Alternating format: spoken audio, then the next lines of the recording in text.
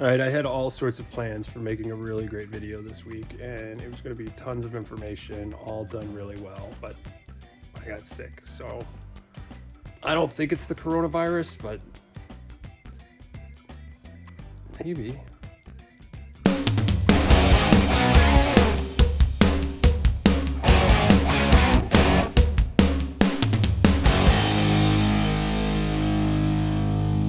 All right, seriously.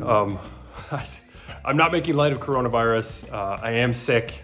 It's likely not that. I just got back into the country from Mexico over the past couple of days, so I think I'm just kind of dealing with that. But it is going to mean that the video isn't quite what I wanted it to be this week. So I apologize for that right off the bat. It was going to be this great flow, have tons of really good ideas, but now I think it's just going to be a hodgepodge. So if you're not interested in getting updates and finding out what's going on and everything that we did over the past couple of weeks, then skip this one. I'll see you in the next one when hopefully I feel a little bit better. But I will have updates about our most recent viewing of the Northeast BDR premiere that we did in Salem, Virginia at Frontline Eurosports. It was awesome.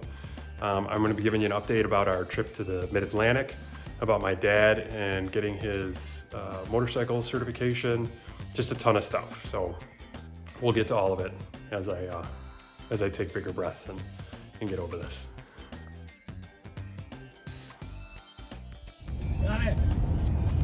It's happening. What? I said it's happening. What is? Yes. So you signed up for your class, your MSF course. I don't know what MSF is. Motorcycle Safety Foundation. Yes, I did. Are you excited? Not yet. Why not? My helmet hurts. Okay. So we gotta get you a better helmet. You need an open face one. I want my face on. You don't want an open face helmet. I do. It's craziness. No. Especially if you plan on doing off-road.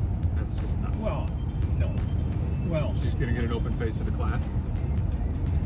no. I don't know. You know who rides with an open face helmet? Who?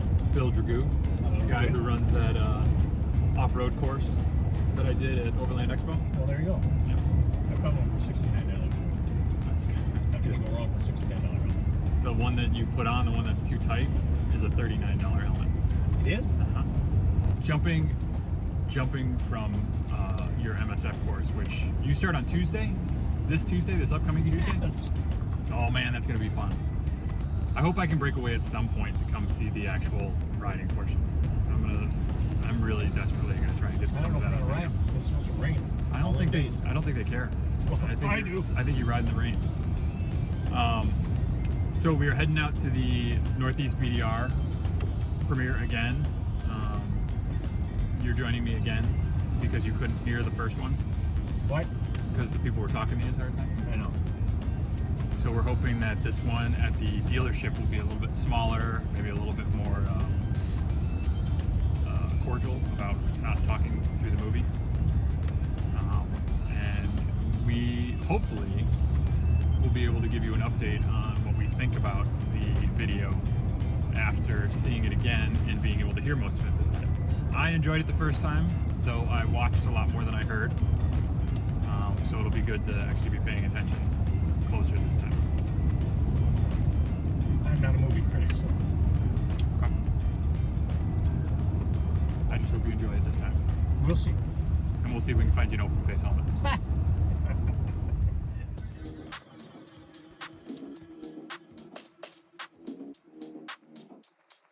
All right, we made it. We are early. Say maybe about 15 minutes early. We are at Frontline Eurosports. It doesn't look like there's a whole lot of people here right now, but I imagine it'll get a little bit more packed over the next couple of hours right before showtime. The rain has just started. There are a lot of bikes here. We are really excited to see inside. This is a Triumph dealer, so I'm thinking we might have the Scrambler 1200 in there. I'm looking forward.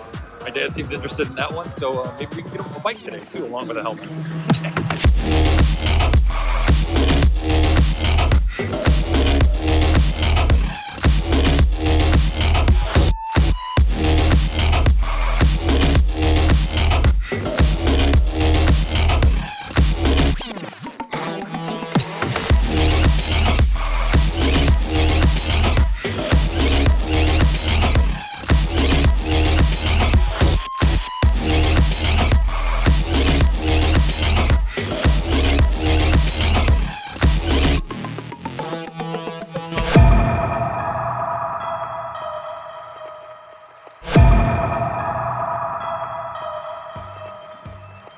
this route has been highly anticipated.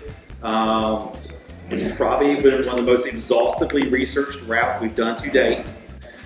Tim James was the architect of the route. His best phrase that I love is, we picked the most ineffective way to effectively cross the state. Now, this film is a 90-minute film.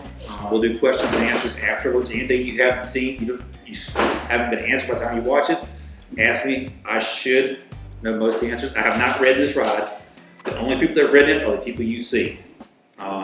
They were very secretive on this route, and they kept it under wraps. Nobody has seen this video unless they've been to one of these premieres. They have not released it to the public. It doesn't get released till, I believe, March 15th is when it's released. So without anything else, we'll get the film started. It's about 90 minutes. Enjoy it. If you have any questions, I'll be here afterwards. Okay, first off, I'm going to talk about the Northeast BDR video and the premiere. So there's plenty of premieres going on. I'll leave a link down in the description if you want to catch one of those locally to you. I think the video is supposed to be released on March 15th. So if you want to go up to the ridebdr.com website, you can actually get the video there, I think on the 15th. A little foggy on the exact release date, but I think that's when it's going to be. So 3 takeaways that I have from the video. 1, the Northeast BDR is no joke. It is a legitimate, hardcore, some of the portions are expert only, but it's a pretty rigorous ride, especially if you're coming from the Mid-Atlantic BDR, which was tame by comparison. This one's gonna be pretty crazy. If you do it in the fall, it's going to be an amazing ride. So you're going to run into every sort of weather, like from some of the warmth to cold to you're going to see all the leaves change. It's just going to be a really, really dynamic ride. They suggest doing it in the fall and not the spring because it'll be super wet in the spring. But it looks like fall is a great time to ride it, and I would imagine that's going to be a good way to go. My last takeaway from the Northeast BDR is that I think, at least with the Mid-Atlantic, it was always looked as kind of like the redheaded stepchild of the BDR community. You know, it's a great ride, but it's simple. There's a lot of tarmac in there anyway, just because you can't get off-road for the entire thing. But I think the Northeast BDR really shows that there is some great off-road riding to be had on the eastern coast of the United States. And we'll see how they do with the, I guess, the Southeast or what the next couple of routes that they're going to be doing on the East Coast.